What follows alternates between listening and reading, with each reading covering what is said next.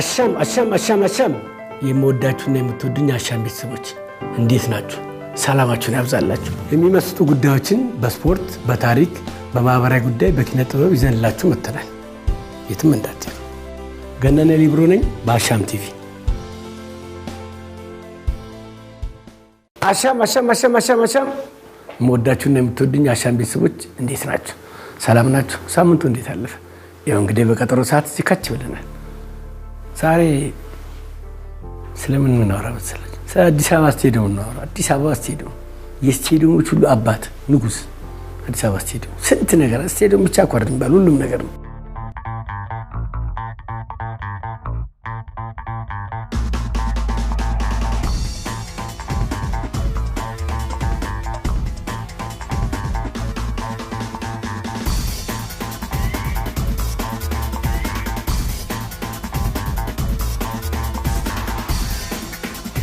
ስለ አዲስ አበባ ስቴዲየም እናወራው። አሁን ትልልቅ ስቴዲየሞች ምናምን ተሰርተዋል። ከሱ በኋላ እኮ ልጆቹ ናቸው እሱ አሁን አባት ወደ አያት ወደ ቅድመ አያት ሳይድ ይቀራል ለእነኚህ ሁሉ ስቴዲየሞች።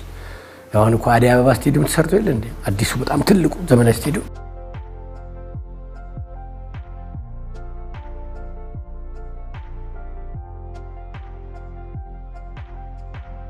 እኔ ከምቀረጽበት እኮ 50 ሜትር ነው አስፋልት ተሻግሮ ነው አዲስ አበባ። እዛው ነው የምጠብቃቸው። እዛው ነኝ ያለሁት እኔ። አዲሱ አዲስ አበባ ስቴዲየም ሲሰራ በቃ ሲጠናቀቅ ክፍት ሲሆን ለህዝብ ያው እንግዲህ አዲስ አበባ ስቴዲየም ጡረታ ይወጣል ብለን ተስፋ እናደርጋለን። በጣም ብዙ ነገር ችሏል እኮ በእናታችሁ፣ በጣም ብዙ ነገር ችሏል። ብዙ ነገር ችሏል አዲስ አበባ ስቴዲየም። ከስቴዲየምነቱ ብዙ እንትን አድርጓል። ጥያቄ ልጠይቃችሁ ነው ነው። አዲስ አበባ ስቴዲየም ትገቡ የለ በዙሪያው እንግዲህ ታጃበቡ የለ። የአዲስ አበባ ስቴዲየም ስንት በር አለው? ጥያቄ። አሪፍ ሽልማት ነው። ሞቅ ያለ ሽልማት ነው የሚሸልማችሁ። ሞቅ ያለ ሽልማት ማንም ሰው ያልሸለመው ነው የሚሸልማችሁ። ይሸልማችሁ የ5 ብር ካርድ ነው የሚሸልማችሁ። የ5 ብር ካርድ ቋንቋና ምናምን ትሉኛላችሁ። እኔ ቋንቋና ማን ነው 5 ብር ሸልሞ ያውቀው? ክብር 5 ብር እንስጥ። ለ5 ብር ካርድ ክብር መስጠት አለብን። አሁን ጉልት ምናምን እኮ ነው የሚሸጠው። 100 ምናምን ብር እኮ ሱፐርማርኬት ምናምን ትልቅ ቦታ ነው። ይሄ ግን ጉልት ሊስትሮ ጋር ነው የሚሸጠው። አይገናኙም እኮ ተገናኝተው አያውቁም። የት ነው የሚገናኙት መሰላችሁ? ተፍቆ ሲጣሉ አገኘው አይደል?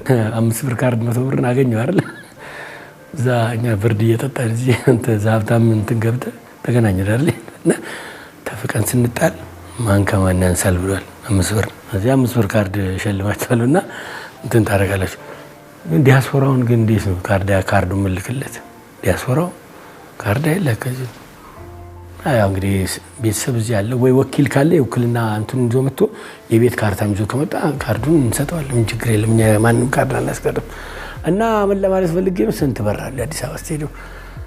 የምትመልሱት በ5 ደቂቃ ውስጥ ነው የምትመልሱት። ያው የገባውን ያው በዚህ መልእክቱ የሚተላለፍበት በዚህ በኩል ላጠላጣቁና ያው የገባውን ሰዓቱን እናውቀዋለንና ማን ቀድሞ እንደመለሰ እንዳለ ስንት በር አለ አዲስ አበባ ስቴዲየም ማለት ነው። ይሄ አዲስ አበባ ስቴዲየም እኮ የራስ ብሩ ከብት መጨጫ ነበር። የራስ ብሩ ከብት መጨጫ ነበር። ራስ ብሩ እኮ ግዛታቸው ምናምን ሰፊ ነው። ያው ራስ ብሩን እንግዲህ ቦታውን ታውቁታላችሁ። እዛ አብዮት አደባባይ ካለ ከፍ ብሎ የራስ ብሩ መኖሪያ ቤት ይባላል። ለወደ አዲስ አበባ ኤግዚቢሽን ምናምን ነገር ያሳዩበታልና የራስ ብሩ መኖሪያ እዚህ ነው። እና የራስ ብሩ ከብቶች በጣም ብዙ ከብቶች አሉ። ከብቶች ውሃ የሚጠጡበት ቦታ የአዲስ አበባ ስቴዲየም ቦታ ማለት ነው። እና ቀዳማዊ ኃይለ ሥላሴን አስፈቅደው ነው። በነገራችን ላይ አሁን 70ኛ ዓመት አልፎታል እኮ አዲስ አበባ ስቴዲየም 70 ዓመት አልፎታል ስቴዲየም ከተሰራ ማለት ነው። ግን ካርታውን የተረከቡት በ1939 መጨረሻ አለ በ1940 ነው መሰረተ ድንጋይ የተጣለው ማለት ነው። ግን ከዛ በፊት ደግሞ አርመንና ግሪኮች ፒያሳ ስላስቸገሩ እዚህ መጥቶ አዲስ አበባ ስቴዲየም ይጫወቱ ነበር። ጨፌ ምናምን ነገር ያለበት ነው። ያ ከተቆጠረ እኮ ወደ 90 ሊሄድ ነው ማለት ከ20 ዓመት በላይ እዛ ጫውቶበታል ማለት ነው። እና ከዛ ተነስቶ ነው ቀዳማዊ ኃይለ ሥላሴን ጠይቀው ነው ጋሽ ደቃቸው ያው ሲነገር እንደሰማ ነው ማለት አይደል? እና ቦታውን ሲነግሯቸው ይድነቃቸው ህዝቡን ጅብ ልታስበላ ነው። እዛ መስለ ምን ያህል አዲስ አበባ ስቴዲየም ከከተማ እንደራቀ ነው። ከተማ የሚባለው ፒያሳ 4 ኪሎ ምናምን ነው። ወደዚህ እኮ በጣም ሰው የለ ምናምን ጅብ ምናምን ነገር ምናምን የሚያደርግበት ነው። እና ሩቅ መሆኑን ለማሳየውን ግን በጣም ሲንተሩ ሆኗል ማለት ነው። እና አዲስ አበባ ስቴዲየም እንግዲህ በጣም ብዙ ነው። መሰረተ ድንጋይ ጣለው ጥቅምት 3 1940 ዓመተ ምህረት ነው ብያቸዋለሁ። ከዛ በኋላ እንግዲህ በጣም ብዙ እንትን ነበር ታጥሮ ማለት ነው።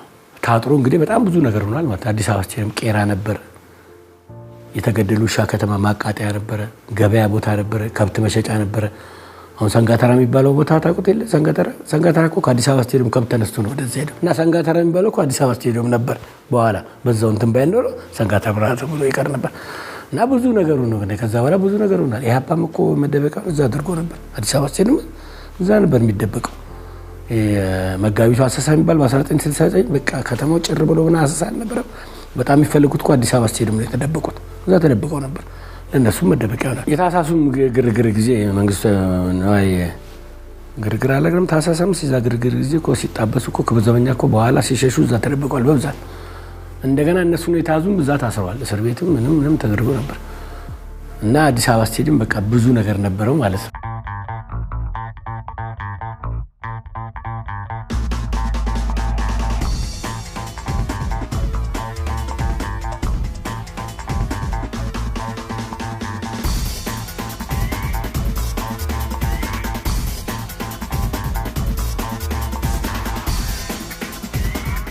ቦታ ይድረስ መሰላችሁ አዲስ አበባ ስቴዲየም ለአዲስ አበባ ስቴዲየም ተብሎ የተሰጠው ቦታ እስከ ለጋሃር አንደኛው፣ ሁለተኛው በወዲያ በኩል ደግሞ በሰሜን በኩል ደግሞ እስከ ኢትዮጵያ ሆቴል፣ በወዲህ በኩል ጊዮን ሆቴልን አይነካም።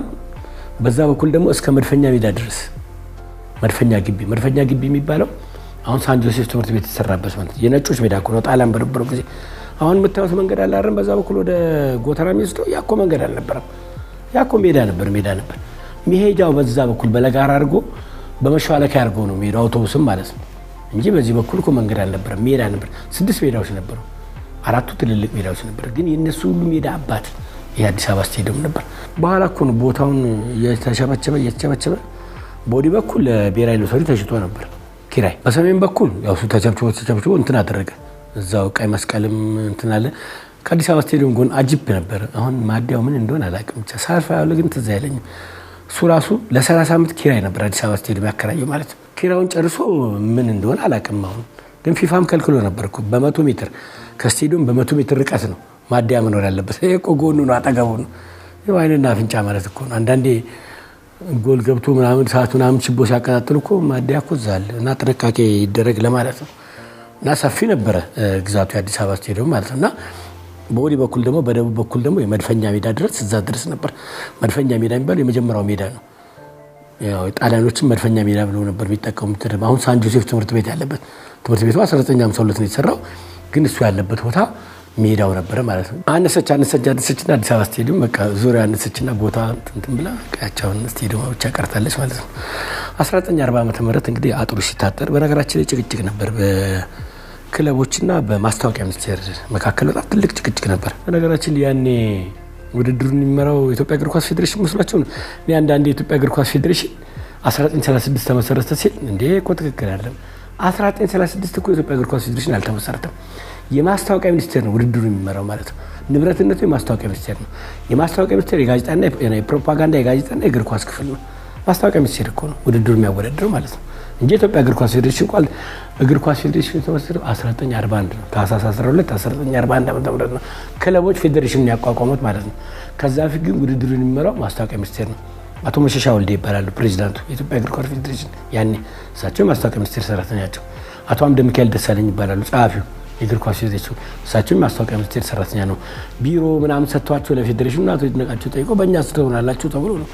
በኋላ እኮ ተጣልተው ነው 1941 በቃ ማስታወቂያ ሚኒስቴር ሲያፈላልጋቸው ወታደር ግቢ ገቡና ክብር ዘበኛ ግቢ ገቡ። ክብር ዘበኛ ቤት ሰጣቸው፣ 500 ብር ሰጣቸው። በሬ ስር ናቸው አላቸው። በቃ እዛ ማስታወቂያ ሚኒስቴር እያሳደዳቸው አቶ ሰለሞን አብርሃም ተከሰው ነበር እሳቸውና አቶ ይድነቃቸው ያስተባበሩት ተብሎ እና በዛ የተነሳ ማስታወቂያ ሚኒስቴር እንደውም ስቴዲየም ለማሰራት ፎርቲቲዲዮ የሚባለው እንግዲህ ጣሊያኖች ካሳ የመክፈል ምናምን ያኔ የጉዳት ካሳ የማይባል ህዝቡ ኳስ ስለሚወድ ስቴዲየም ለማሰራት ፈልገው ነበር። ኢንጂነሮች ሁሉ ሞቶ ቦታውን አይተው ግን በማስታወቂያ ሚኒስቴርና በእግር ኳስ ክለቦች መካከል ጭቅጭቅ ተነስቶ የኔ ነው ይገባኛል ነው ሲባል ቀረ በዛው። ይሄኔ እኮ ትልቅ ስቴዲየም ይሰራ ነበር፣ በጣም ትልቅ ስቴዲየም እና በኋላ ግን ያው ክለቦች ያው በጀት የላቸውም ብያቸው የለም አጥር ይታጠር ተባለ። ቦታው ተሰጣቸው። ይሄ ዋናው መጫወቻው ሜዳው ይታጠር ተባለና ታጠረ። እንዴት ነው የታጠረው? ክለቦች ነው ማጠር ያለባቸው ተባለ። ስለዚህ ክለቦቹ እኛ እናጥረም አንተ ጠርተህ ራስ ጠር። ከዛ ምን ተባለ? እያንዳንዱ ቦታ ተለካና ከዚህ ጊዮርጊስ ታጥራለህ፣ ከዚህ መቻል ታጥራለህ። እንግዲህ ጊዮርጊስ ማጠናጠረ፣ ክብር ዘበኛ በሾክ አጠረ። እንዲህ ድብልቅልቅ ያለ አጥር ነው። አዲስ አበባ ስቴዲየም ተሰራ የሚባለው እኮ በእንዲህ አይነቱ መንገድ ነው። ከዛ በኋላ ነው እንግዲህ የተሻሻለ ፌዴሬሽን ፍራንክ አገኘና 1953 አካባቢ የኢትዮጵያ እግር ኳስ ፌዴሬሽን ፕሬዝዳንት የነበሩት በተሻለ መልኩ ሌተና ኮሎኔል ታምራት ይገዙዋል። ሌተና ኮሎኔል ታምራት ይገዙ መብራትም እንዲገባ አጥርም እንዲታጠር በተሻለ ሁኔታ አድርገው ነበር። እንግዲህ እሳቸው 16 ዓመት ነው የኢትዮጵያ እግር ኳስ ፌዴሬሽን ፕሬዝዳንት የነበሩት። በጣም ትልቅ ሰው ናቸው። ፖሊስ ሰራዊትም አባል ናቸው እና እግር ኳሱ ላይ በጣም ብዙ ሰርተዋል ማለት ነው። ህዳር 14 1967 ወታደራዊ መንግስት ነው የገደላቸው። ያን የተገደሉትን ታውቃላችሁ አይደል? አጣሪ ኮሚሽን አቋቁማለሁ ብሎ እኮ ያለ ፍርድ ነው የገደላቸው።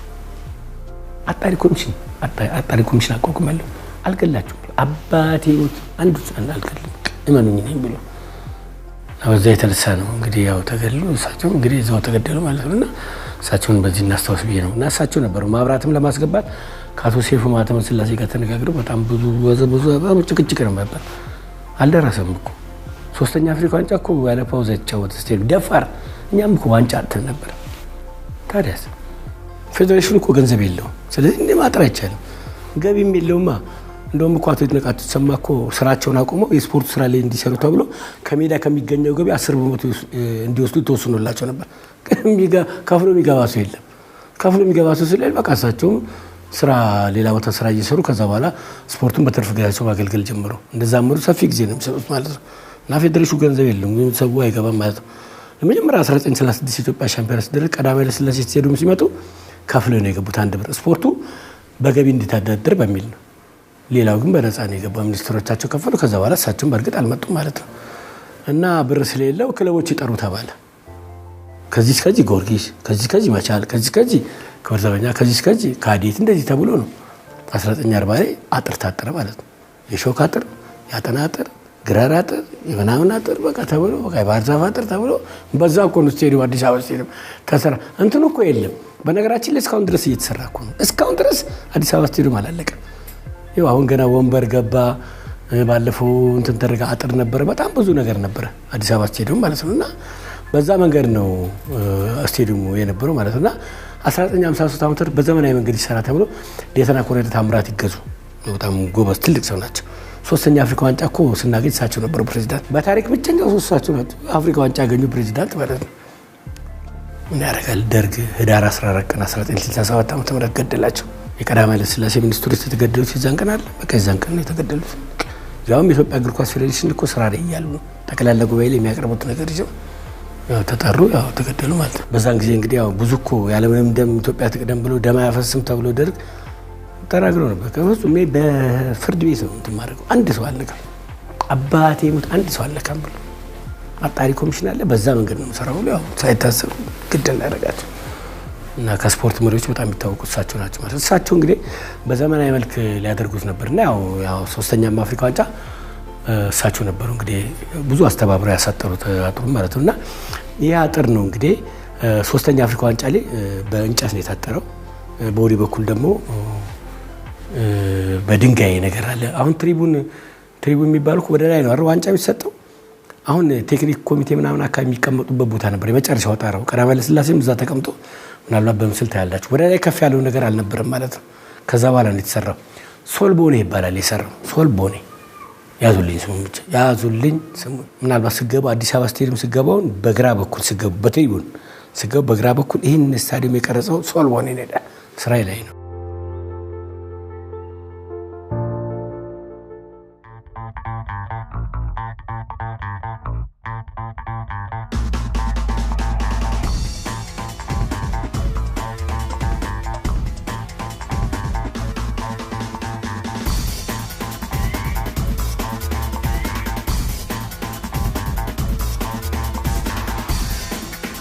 የኢትዮጵያ ብሔራዊ ቡድን ለመጀመሪያ ጊዜ ዓለም ዋንጫ ማጣሪያ ያደረገው በ1953 ዓ.ም ከእስራኤል ጋር ነው ጨዋታ ያደረገው ማጣሪያ እንጂ አፍሪካ ውስጥ ሌሉ እኮ ነው ወደ እስራኤል ሄድ ነው እና ስቴዲየሙን ሶልቦኔ ሊሰራው ቆፈረው በቃ እና ጣው ሲወጣ ኢትዮጵያ ከእስራኤል አዲስ አበባ የሚደረግበት ጨዋታ ይኸው እስራኤላዊ ሰውዬው ቆፈረው አውቆ ነው አይደለም። እኔ የማውቀው ነገር የለም ግን እሱ ቀድሞ ስራውን ጀምሯል እንደሚባለው ማለት ነው። ቀድሞ ስራውን ጀምሮ ከዛ በኋላ ነው ታይወጣ ከእስራኤል ጋር እሱም እስራኤል ላይ ነው ማለት በቃ ሁለቱም ጨዋታ እስራኤል ሀገር ሄደን እዛው ጣፍጥፎ ላኩ። ለጥቂት ነው ግን አንዱ 3-2 አንዱን 1-0 እናሸንፍ ነበር ብለዋል ተጫዋቹ። ምን ባሸንፍ ይሻል ነበር። ቀጣዩ ጨዋታ ከጣሊያን ነው። ያው ጣሊያንና እኛ እንግዲህ ታውቁ የለ ተገናኝተን እንኳን እናገኝ ባለ ዋንጫ በምን ልንገናኝ ነበር እኮ ያን ጊዜ ፓርቲቱ ይሆናል ጦርነቱ ምናምን ከአድዋ በኋላ እዛ ላይ ብዙ ነገር ይደረግ ነበርና ሶልቦኔ በዛ መንገድ ነው የሰራው። ቀደም ሲል ግን ስቴዲዮማን የሰራት ሙራሪስ ይባላል። እሱም ኢንጂነር ነው እና እሱም እንዳደረጋለ እስቲ ሜዳዋን ብቻ ሰራና እንትን መሮጫ ቦታ አልሰራም። መሮጫ ቦታ ለምን አሰራት? ምን አትሌት የላችሁ ምን የላችሁ የሚታወቅ ሰው ለእናንተ ደግሞ በግድ ካልሰራ ገንዘብ አይቀበል ሰው ሁለት ሌን ብቻ ሰራለን። ሁለት ሌን በኋላ ግን ይቅርታ ጠይቋል። አበበ ቢቂላ ሲያሸንፍ በዓለም ላይ ታሪክ ሲሰራ እና የሙራሪስ ነገር እኮ ይገርማቸዋል። በቃ አበበ ቢቂላ ሲያሸንፍ በቃ አበበ ቢቂላ የሚሮጥበት መታ እኔ ይሰራው ታዲያ አይፈረንጅ መጀመሪያ አትሌት የላችሁ ማለት መሮጫ ቦታ ያስፈልጋችሁ ማለት ነው። ከዛ በኋላ ደግሞ እኔም አለሁበታል። አይፈረንጅ እንኳን ፈረንጅ አላረገኝ። ግን እኔ እኮ ጠቆር ያልኩ ነኝ ብሆን ጥሩ ነበር መሰለኝ። ቀይ ሰው ሳይንት እናደርጋለሁ እኔ እንደዚህ ቀይ ሰው መሆን እኮ ብዙ ይፈልጋል አይደል? ግን እንደነሱ እና ሙራሪስ እንደዛ አለ በቃ ሙራሪስ እንደዛ አለ በቃ። እና ከዚህ በስቴዲየም ስራ እኮ ሞላ የተባለው አያ በጣም ትልቅ ድንቅ ስራ ሰርቷል። ሞላ አያ ነው የኢትዮጵያ እግር ኳስ ፌዴሬሽን ንብረት ነው። ሰርቪስ ማለት ነው። አሁን ኢትዮጵያ እግር ኳስ ፌዴሬሽን ሰርቪስ ይጠቀማል እቃ ምናምን ለማምጫ ሞላ እንጠቀምበታል። ያዛ ቦታ ረግረግ ነበር እሱን እየተቆፈረ እሱ ላይ እየተጫነ ነው በየቦታው እየሄደ ነው። ከዛ በኋላ ደግሞ ደረቅ አፈር እና ሳር ደግሞ እያመጣ እዚህ እንትን ያደርጋል። ከዛ ደግሞ አንድ ውሃ ለማጣጣት በገረዌና ነው የሚባለው ጄሪካን አይደለም የሚባለው ገረዌና በሱ እያመላለሰ ስንት ነገር የሰራ እሱ ነው። እናደንቀው ይገባል፣ እናስታውሰውም ይገባል። ሞላ ማለት ነው። አዲስ አበባ ስቴዲየም እንግዲህ እንዳልኳችሁ በዚህ መልክ ሄደና ወደ ቅድም ጨዋታችን እንሂድ። ስንት በር አለው አላልኳችሁ? መለሳችሁ? ካርዷን ለማግኘት 12 በር ነው ያለው። 12 ሲደመር 1 13 አንደኛውን በር ረሳችኋት። አንደኛው በር የት ነው ያለችው? ቀይ መስቀል ጋር ነው ያለችው፣ ወይም ደግሞ በበፊቱ አራምቤ ጋር ነው ያለችው። አራምቤ ሆቴል አካባቢ አንደኛው በር በጣም ብዙ ሰዎች የሚገቡባት ነው። ታዳጊዎች ናቸው ታዲያ የሚገቡባት። በስር በኩል በነገራችን ላይ ወንዝ አለው። አዲስ አበባ ስቴዲየም ወንዝ ላይ የተሰራው ስቴዲየሙ። አሁን አዲስ አበባን በወንዞችን ናጽዳ ናሳምራቸው ይባል የለ ከቆሻሻ ስለት እሺ ተካቷል። አዲስ አበባ ስቴዲየም ያለው ስር ወንዝ መካተት እኮ አለበት። ተቆጥሯል፣ ገቢ ሆኗል። አዲስ አበባ ስቴዲየም ወንዝ ላይ ነው የተሰራው። ከሱም ከፍ ብሎ ደግሞ መንገዱን ተሻግሮ ጊዮን ሆቴል አካባቢ ትልቅ ህንጻ ላይ ያጭም እሱም በወንዝ ስር ነው የሚሄደው። ግን ይሄኛው ወንዝ አለበት እና በዛ በኩል 13 ቁጥር በር የሚባለው በዛ በኩል ነው ህፃናቶች የሚገቡት። 5 ይሆኑና 5 ሳንቲም ይከፍላሉ። ለ5 ሳንቲም 10 ሲሆኑ 10 ሳንቲም ለማን ነው የሚከፍሉት መሰላቸው? በሩን ለሚጠብቅና ለመሪው ነው የሚከፍሉት፣ ለሚመራቸው ማለት ነው። ከተሳሳተ ወንዝ ውስጥ ነው የሚገቡት። በወንዙ ሄዶ በጊዮን አካባቢ ነው የሚወጡት። ቦታውን በደንብ ያውቃታል መሪው ማለት ነው። በዛች በኩል ይመጡና ቦታውን ያውቃታል። ወደ ቀኝ ይታጠፍና አሁን በዳፍተራኩ በኩል በሱ በኩል ጎል ከጎሉ ኋላ መውጫ አለ። ፖሴቶ ነገር ተብሎ መውጫ አለ። በዛ በኩል ነው የሚወጡት እና በዛ በኩል ደግሞ እንዳገቡ እንዲስላችሁ የታሪክ ነው የምነግራችሁ። በዛ በኩል ይወጣሉ። ሲመጡ አርጩሜ ይዘው ነው የሚመጡት። ትልቅ አርጩሜ እና ጭቃ ቀብተው ያውለበልቡታል። አውጡተን መተናል ይላሉ እና ፖሊስ እዛ ጋር አይቆምም፣ ይሸሻል። ምክንያቱም ያኔ በጣም ንጽህናቸውን የሚጠብቁት እዛ ጋር ካለ በአርጩሜ ነው የሚያደርጉት እና ልብስ ሁሉ ጭቃ በጭቃ ስለሚሆን ይፈራል። እንዴት ዝም ብሎ ፖሊስ ጭቃ ላይ እንትን ሆነ ይባላል እና ይሸሻል ፖሊስ። ከዛ ይወጡና ሮጠው ካታንጋ ምናምን 3 ይደባለቃሉ። ሸዋንግዛው አጎናፍር የኢትዮጵያ ብሔራዊ ቡድን ተጫዋች ከ4ኛ፣ 5ኛ፣ 6ኛ፣ 7ኛ፣ 10ኛ አፍሪካ ዋንጫ ነበረበት። የታወቀ ተጫዋች ነው። ቅዱስ ጊዮርጊስ በ11 ቁጥር ቦታ እሱ እኮ በዛ ስር ይገባ ነበር። 3ኛ አፍሪካ ዋንጫ በዛ ስር ገብቶ ጭቃ በጭቃ ሆኖ ወጥቶ ነው ተመልካቹ ባልተብረው አልቆየው። በ6ኛ አፍሪካ ዋንጫ እሱ ለብሔራዊ ቡድን ሲጫወት ሸዋንግዛው ማለት ነው እየተጫወተ በመስመር ላይ ኳስ እየነዳም ኳስ እየጠበቀ በስር በኩል ልጆች እንደሚገቡ ያውቃል፣ እንደሚሄዱ ይሄኔ ደርሰዋል ይላል፣ ይሄኔ ወጥተዋል ይላል። እሱም ነበረበት ያንን ያደረገ ነው።